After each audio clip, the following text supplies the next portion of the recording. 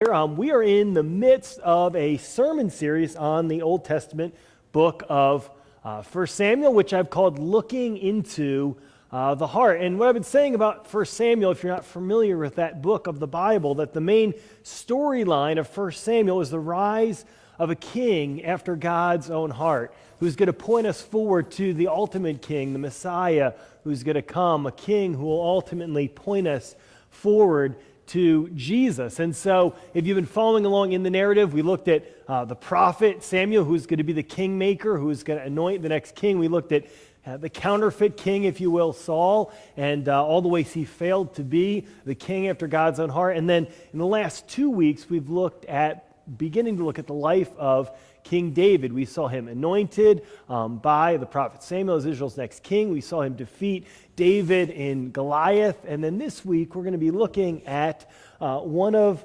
David's friendships, actually a friendship with Jonathan. And I think it's important for us to step back a little bit and recognize that friendship was incredibly highly valued in ancient cultures. Like that was just part of life. In fact, C.S. Lewis says in his classic work, The Four Loves, to the ancients, friendship seemed the happiest and most fully human of loves, the crown of life and the school of virtue. The modern world, by comparison, ignores it. And so Lewis is saying for the ancients, friendship was really, one of those beautiful, most profound, significant things. Your relationships have this incredible power to form you and shape you and be a part of, bringing you to where you're going. And in our culture, we're big into romance. We're big into eHarmony. We're big into, romantic relationships, sex sells. Everything's become sexualized. And even in our friendships, of course, we have bromances, don't we? Even in our, language, right, this language of romance has kind of, semantic language has kind of drifted over into friendships. So even in our friendships, even in our bromances, it's like there's this kind of romance is encroaching on our relationships. We kind of find it hard to believe that you could have close, deep, powerful, profound relationships with people of the same sex and that not be sexual, right? Because in our culture, everything's sexualized. We live in a very sexualized culture, and so friendship has often been neglected, and so I'm hoping this morning to do a little bit of rehabilitation around the topic of friendship, and our text gives us a great opportunity to consider that. And so if you know anything, obviously, about the Bible, there's some incredible friendships in it. We're going to look at one of the most beautiful passages on it, but if you look across the pages of history, there's some very memorable friendships, aren't they? If you read like the Iliad, there's Achilles and Patroclus. If you are a fan of the Three Musketeers, of course, you've got Athos, Porthos, and Aramis and their incredible relationship they had together. If you're a Shakespeare fan, think of Hamlet and Horatio, Sherlock and Dr. Sherlock Holmes and Dr. Watson. If you are a Jane Austen fan, Mr. Darcy and Mr. Bingley. Or in more modern times, perhaps Sam and Frodo from Lord of the Rings, right? You could have Harry Potter and Ron Weasley.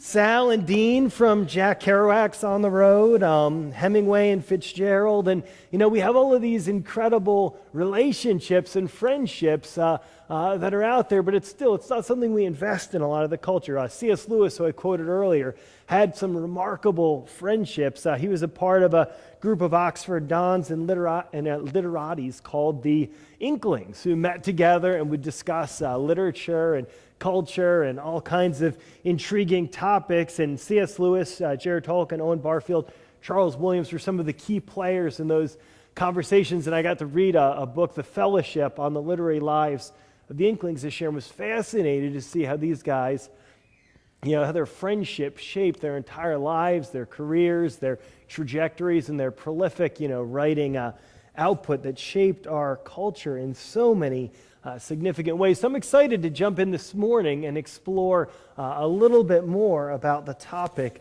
of friendship. But we're going to be looking at 1 Samuel chapter 18. If you don't have a Bible, you just slip your hand up. We'll put one of those ESV story Bibles into your hand so you can follow right along with us. We don't put the text up on the screen because we just want you to read it for yourself, have it in front of you, navigate your way through the Bible or through your phone, whichever you have handy. But if you don't have an ESV, we've got those little copies so you can have. Just slip your hand up, grab one of those. We're on page 196 if you're following along in the Story Bible. Again, it's 1 Samuel chapter 18. I'm going to read just the first 5 verses, pray, and then we'll get to work this morning. And so 1 Samuel chapter 18, starting in verse 1, as soon as he had finished speaking to Saul, the son of Jonathan, was knit to the soul of David, and Jonathan loved him as his own soul. And Saul took him that day and would not let him return to his father's house. Then Jonathan made a covenant with David because he loved him as his own soul. And Jonathan strips himself of the robe that was on him, and he gave it to David, and his armor, and even his sword, and his bow, and his belt. And David went out and was successful wherever Saul sent him, so that Saul set him over the men of war. And this was good in the sight of the people and also in the sight of Saul's servants. This is the word of God. Let's pray this morning as we dive into our text that God would speak to us through his word. And so, Father, we come to a text like this, one of the most beautiful portions on friendship in the whole Bible and really in all of ancient literature, Father, and yet we come in from a culture that's so sexually charged, the culture that romantic relationships are everything, and we've neglected in so many ways the significance of deep and profound biblical friendships. And so I pray this morning that we would just be able to get a fresh vision for what you're doing in the lives of people through friendships, how significant, how important, how powerful and profound that could be. Would you speak to your people this morning through your word? And we pray it all in Jesus' name. Amen. So, aim for this morning's message is that we would be a church that invests deeply in friendships. I think that is a significant, profound thing, and it's something that I've seen in being a church planner, starting relationships in our own living room and kind of building relationships along the way with just a very small group of people. It's been incredible to be able to build relationships, friendships, go deep into each other's lives here. And so this is something that's really profoundly been meaningful to me, relationships in ministry, and I hope it's going to be equally meaningful for you this morning. If you're taking notes, I've just got 3 points I want to look at. First, the nature of true friendship. Second, the benefits of true friendship. And finally, the cost of true friendship. And so let's look at the nature of true friendship. I think if you're reading the opening verse here, you might be tempted to look at this and say,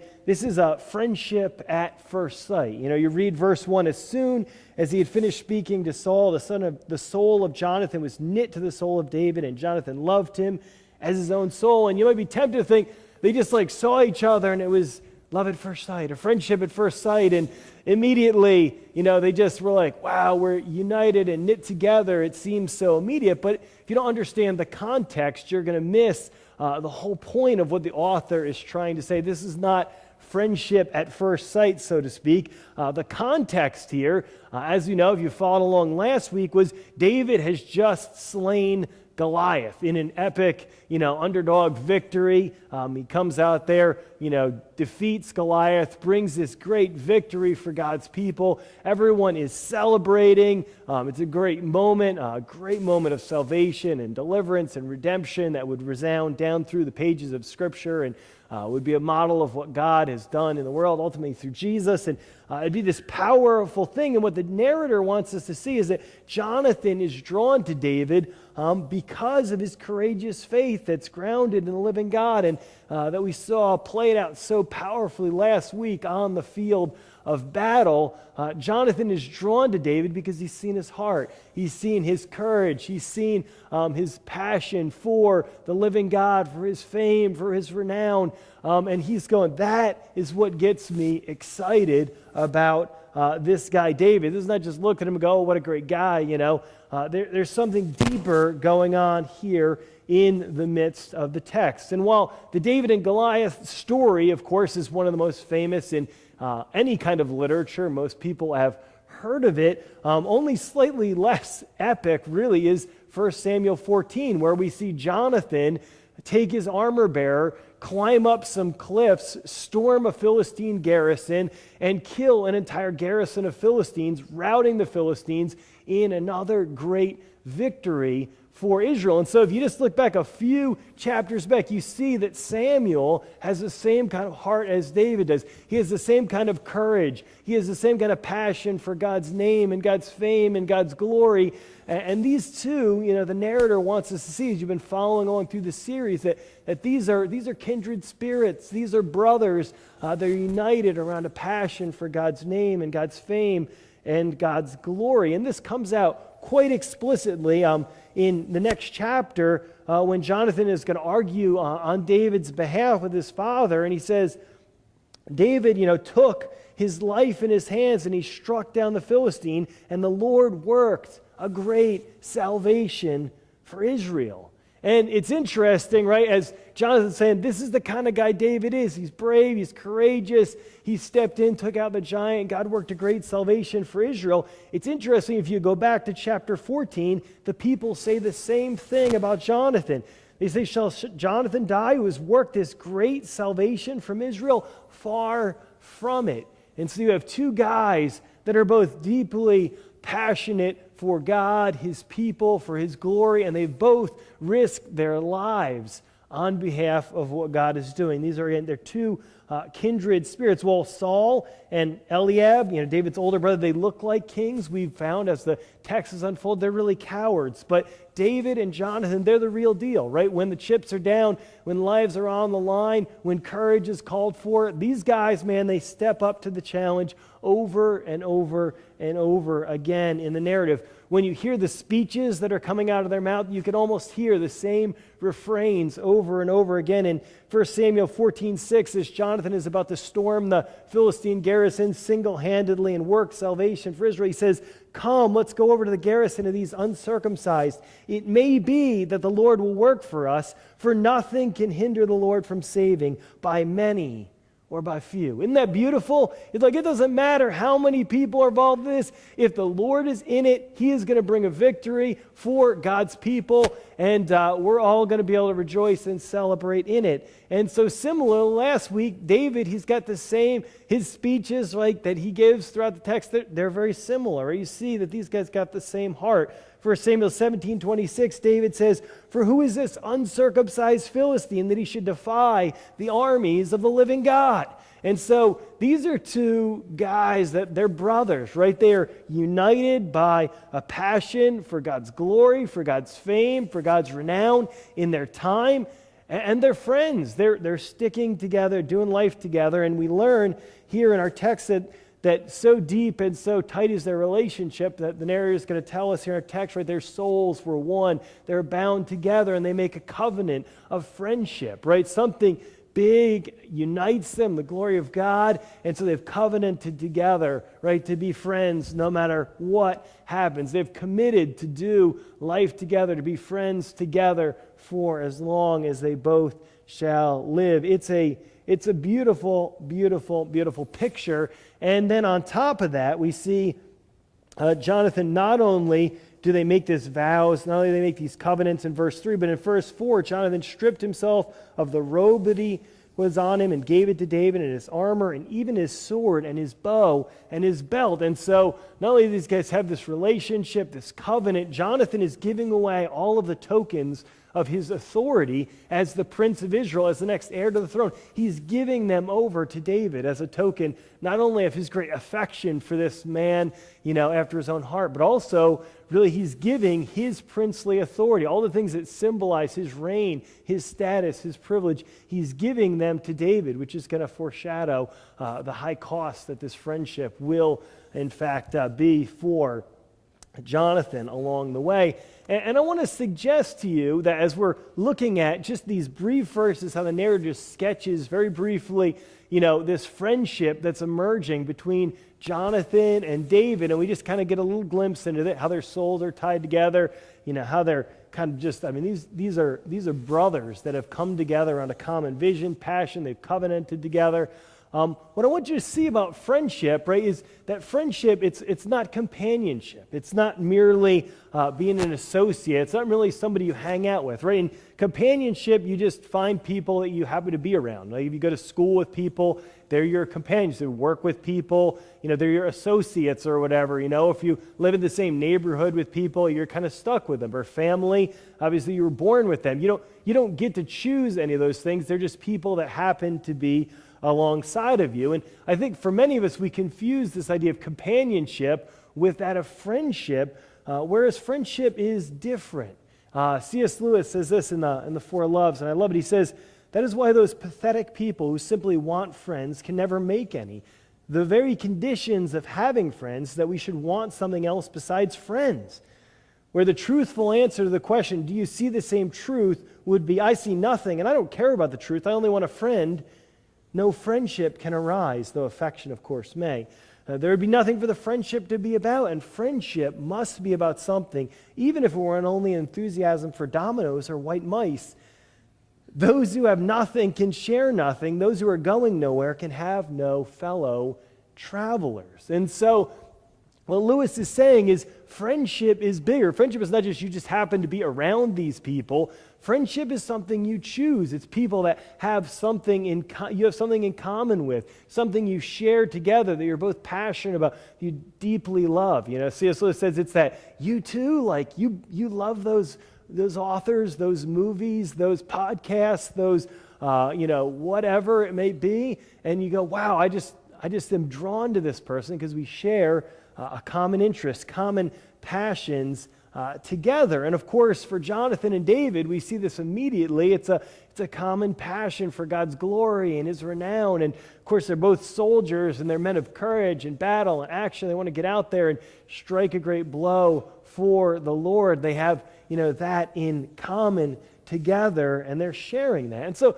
just ask you this morning, do you have lots of acquaintances, people that you kind of just live around, or do you have friends? Do you have people that really you share the same passions and dreams and desires and loves and are doing life together alongside? And what are you building your friendships around, right? Are they trivial things like C.S. Lewis, like white mice or dominoes, right? Friendships can emerge around rather silly things and really significant things. Are your friendships built around significant things? One of my favorite quotes from A.W. Tozer is this. He says, "What comes into our minds when we think about God is the most important thing about us."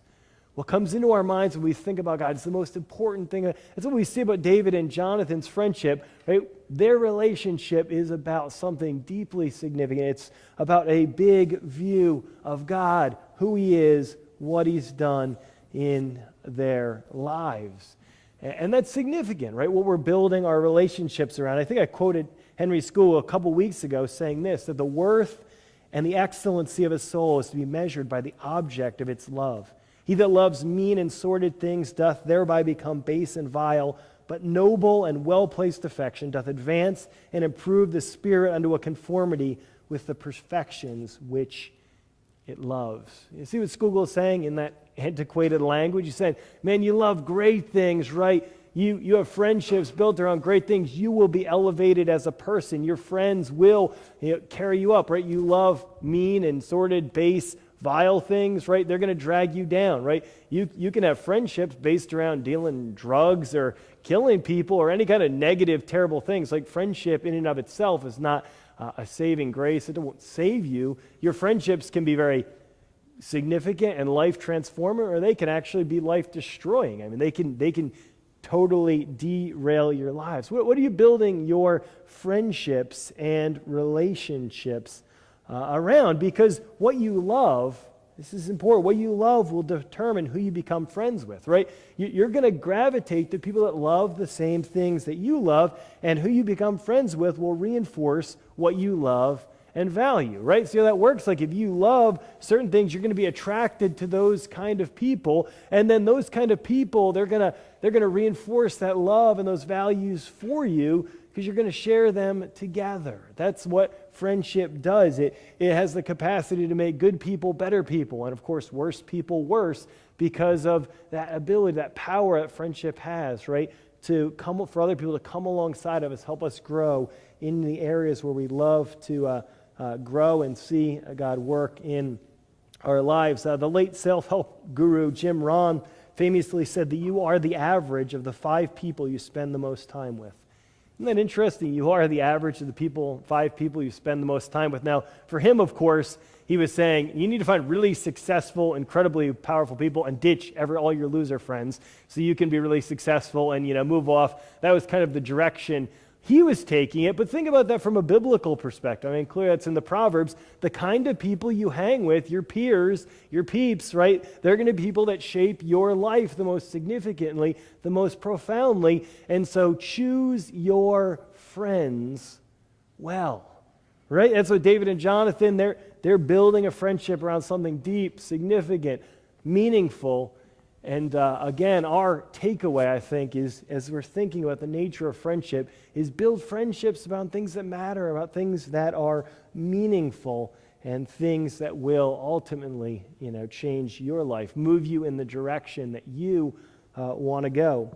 Friends will be an incredible asset along the way, which really leads us to the second point I wanted to address this morning, which is the benefits of friendship. Right? We looked at the nature of friendship. It's about something. What are the benefits of true friendship? And I want to break this down in 2 ways. Tim Keller in his sermon, The Friends, did this really nicely, so I'm just going to steal it because he had 2 nice rhyming words in there. He talked about constancy and transparency in friendships. We see both of these in our text this morning beautifully. First, let's look at constancy.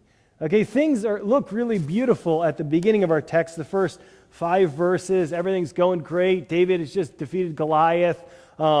David's a hero. Jonathan loves this dude. Their souls are knit together. It's awesome. Everything's going great. But things fall apart very quickly in the narrative. And so by verse 6, we read that Saul is going to start getting jealous about David.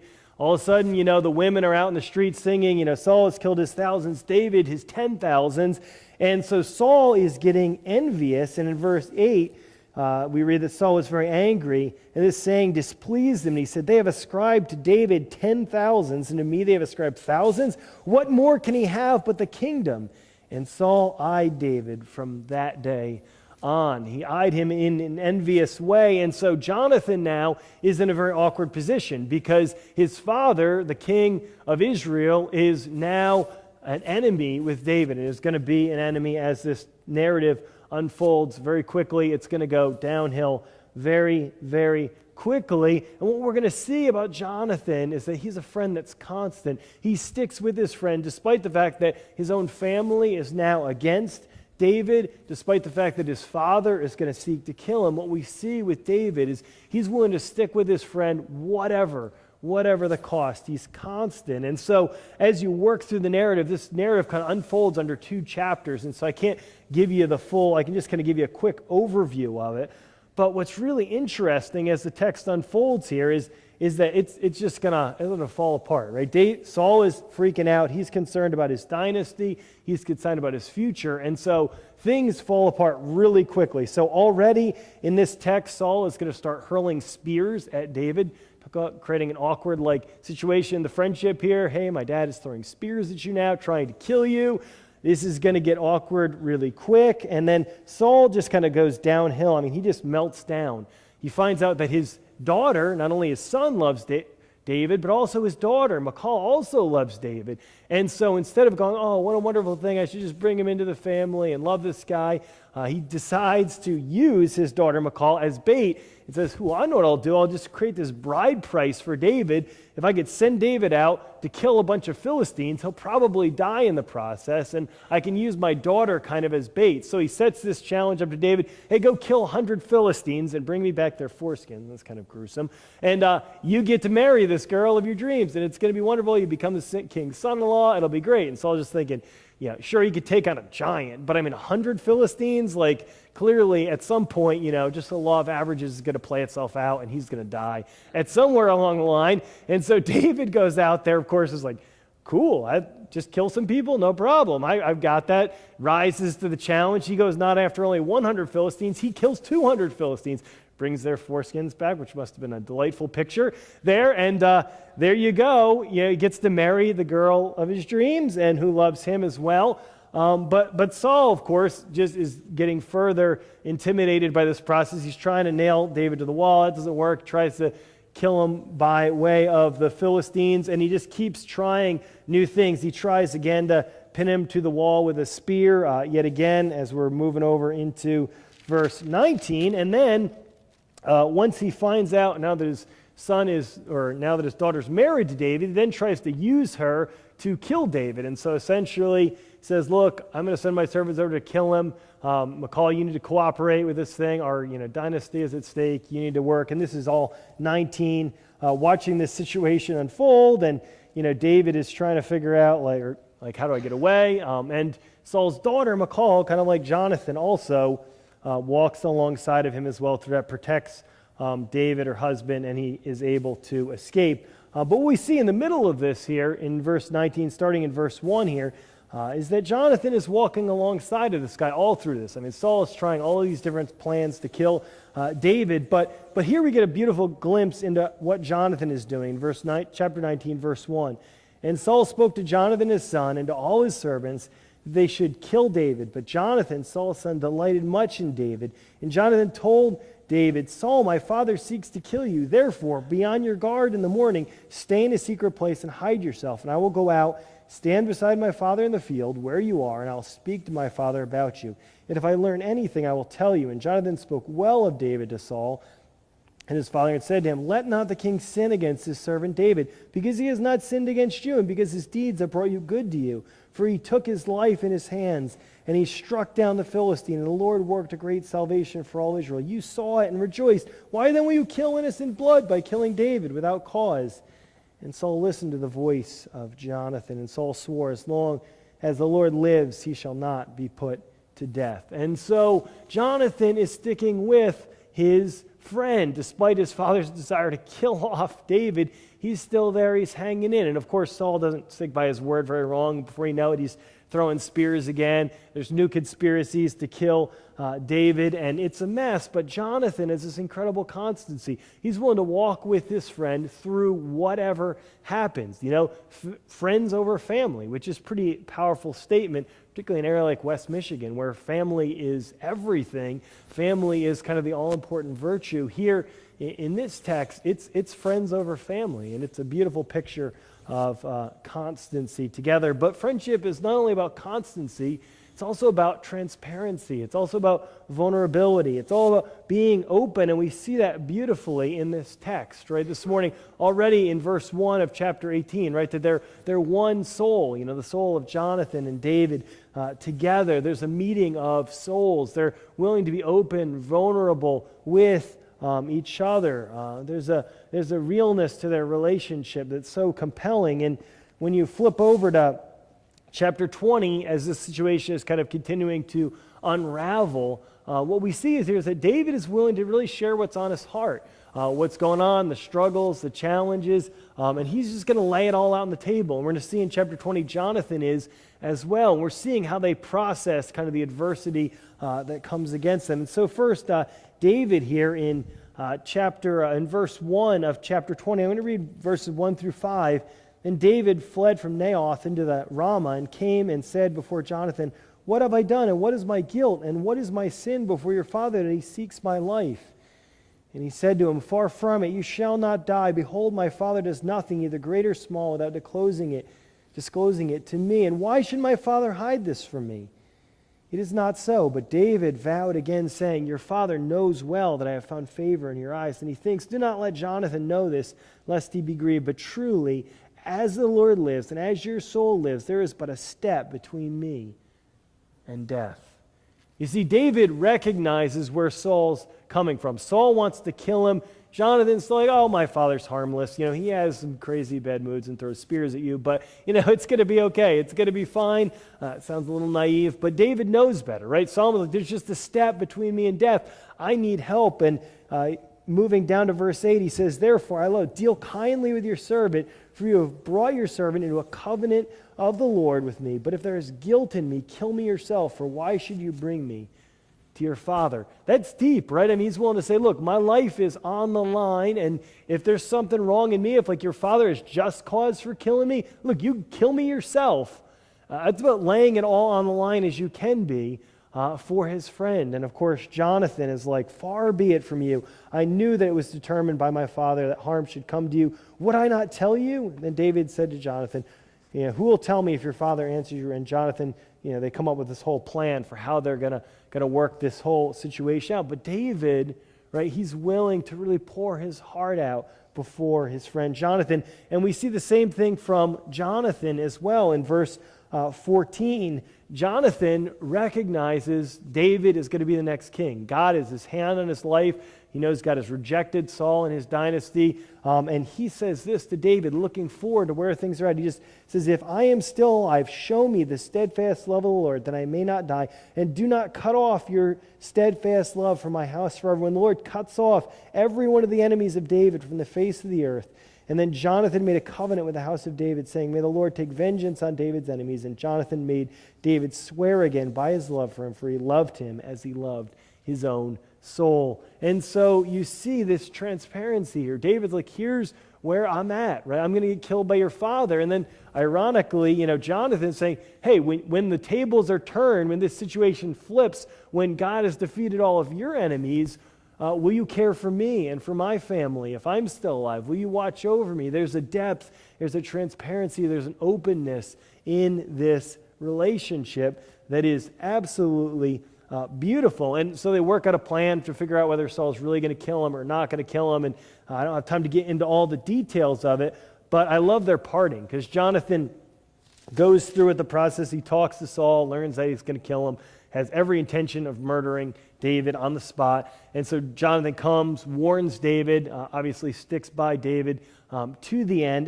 And their parting is beautiful, right? Because these friends, come together. And so all the way in verse 41, we read this, that David, and this is after Jonathan has warned him of his impending death by Saul. Saul's out to kill him. This is how they part.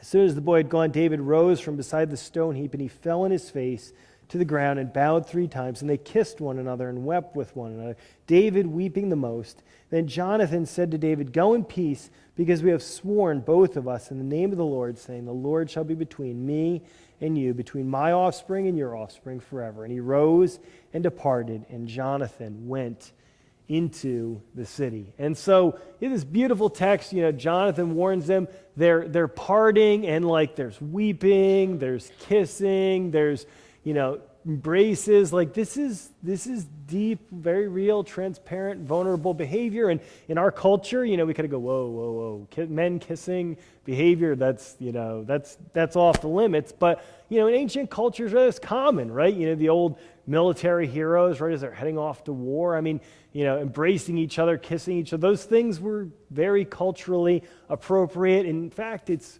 probably worth saying that our culture is one that's a little strange. Our limited shows of affection, our limited displays of affection, right, really just show kind of the emotional poverty of so many of our lives.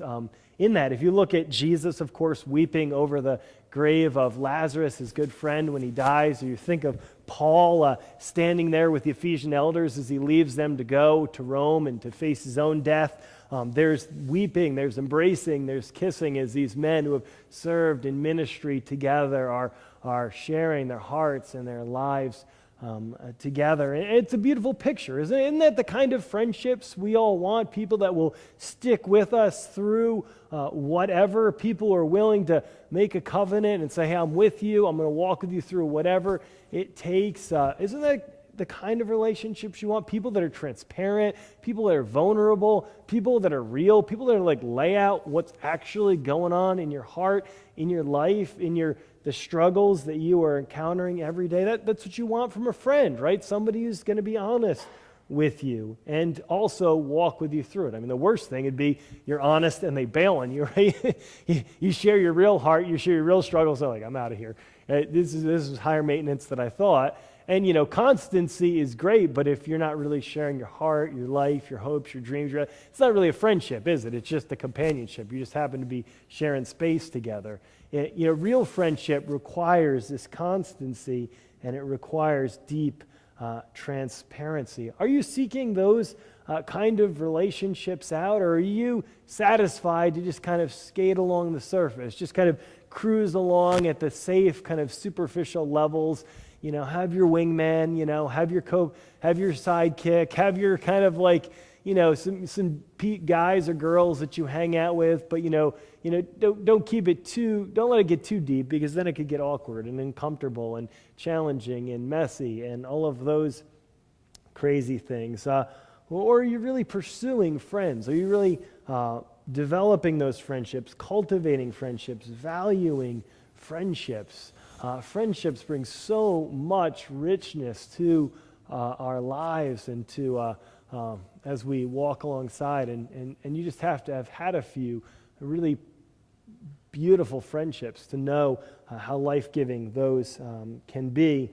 But if you're following the story closely, you're going to see that the benefits of friendship to David, this incredible constancy, this incredible transparency, this vulnerability, is conversely to Jonathan a cost, right? It comes with a cost. While David is rescued from the murderous hand of Saul, while David is protected, while David is cared for, while David is encouraged, while David gets all of these incredible blessings, right? There's a cost to Jonathan, right? Jonathan takes on the wrath of his father. Jonathan, is going to have spears thrown at him, in fact, in the midst of the story for siding with David. Jonathan ultimately, as we're going to see, is going to lose his own kingdom because of his willingness to stand by David. And so let's look at the cost of friendship, right? Friendship's incredible benefits, but also, right, if you're going to walk alongside of people, there's going to be a cost. And Jonathan is willing to pay that high price. It's remarkable, right? As I already mentioned, from the beginning of the narrative, he's willing to give up all the tokens of his authority, his robe, his sword, his weapons, everything to David because he loves him, right? He's willing to pass over all these great things, right? Even his kingship, even his throne, because of his love for David. And that's why in chapter 20, he asked for David to enter into a covenant with him to preserve his life and his days. He knew, right, that this whole ride was coming to an end, right? He was going to have to decrease and David was going to have to decrease. That's how the narrative was going to work its way out.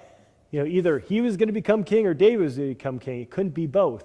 And so a choice was very much presented, and Jonathan is willing to go down. He's willing to say, the Lord is with you. He's rejected my father, and I want to support you. I want to be 100% behind you. I'm willing to give up my role as the king to see your life benefited, to see your life thrive. And if that cost isn't entirely clear by now to you, Saul states this rather bluntly in verse 30 and 31 of chapter 20. And so Saul is going to lay out the stakes, the cost, about as bluntly as they can be laid out.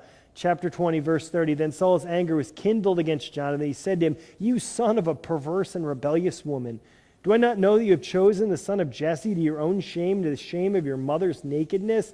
For as long as the son of Jesse lives on the earth, neither you nor your kingdom shall be established. There's the choice, right?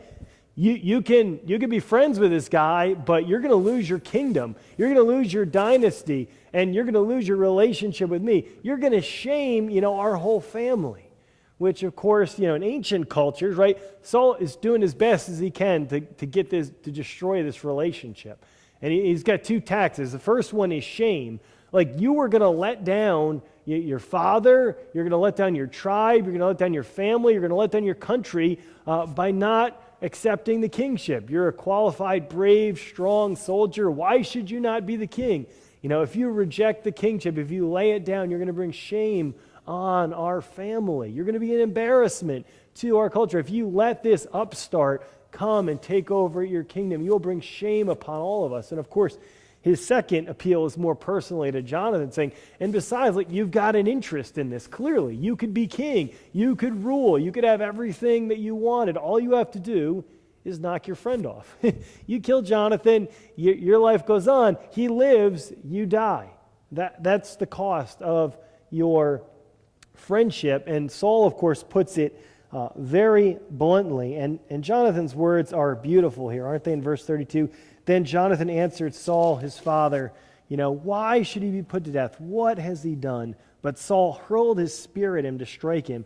So Jonathan knew that his father was determined to put David to death. And Jonathan rose from the table in a fierce anger and ate no food the second day of the month, for he was grieved for David because his father had disgraced him. Right? That's a friend, isn't it? With everything on the line, with his whole kingdom at stake, Jonathan is willing to just leave it all so that he can support his friend and get behind him 100%. It's a beautiful, beautiful relationship. He's willing to take this cost of being a true friend. And what's remarkable about the story is that this friendship is going to be long distance from now on. David and Jonathan know that because of Jonathan's proximity to Saul, he's going to have to leave. It's dangerous to be around Saul. So this friendship, right, they're only going to see each other one more time before Jonathan dies defending his father in his kind of foolish military campaigns. But despite that, the purity of the friendship, the value of the friendship outweighs them all. And so I would just challenge you today, right, if you struggle with this friendship thing, maybe you say, I want that constancy. I want that transparency. I want people that I can really walk alongside them. There's a cost, right, that has to be paid alongside of that. Friendship is never cheap. C.S. Lewis says, and I'm quoting him a lot because great little chapter in the Four Loves on this. He says, there is no safe investment. To love at all is to be vulnerable. Love anything and your heart will certainly be wrung and possibly broken. If you want to make sure of keeping it intact, you must give your heart to no one, not even to an animal. Wrap it carefully around with hobbies and little luxuries. Avoid all entanglements. Lock it up safe in the casket or coffin of your selfishness. But in that casket, safe, dark, motionless, airless, it will change. It will not be broken. It will become unbreakable, impenetrable, irredeemable. The alternative to tragedy, or at least the risk of tragedy, is damnation. The only place outside of heaven where you can be perfectly safe from all the dangers and perturbations of love is hell. How's that for a sobering sort of statement, right? You want to avoid, you don't want your heart to be broken, you don't want to go to hell because there's no love there. And so you don't have to have those dangers of really loving your other people and having your heart broken. To love is to open yourself up to rejection, to hurt, to a broken heart. That's the nature, right? Friendship is going to come with a cost. It's going to come with risks. And of course, the pain of relationships, it always poses this temptation to withdraw, to stay safe, to stay superficial in our relationships because, then we won't get hurt. Then we won't have a broken heart. And yet, that's where life is really at in these relationships, right? You can try and play it safe, but that's ultimately moving on the pathway towards hell, a place where there is no love, where there are no relationships, where there is no risk. And obviously, we know this happens the most obviously in romantic relationships, right? Your heart is broken and you never want to go out there again and never going out on another date. I just totally, this is tragic and terrible and painful and horrible and, I'm never doing it again. And yet it also happens right at a friendship level, right? A friend, turns their back on us. You have a big fight and you never get over it. And, those same kind of things happen in those same dynamics, right? You have your heart broken and you say, I'm going to put up some walls. I don't want people to get too close to me.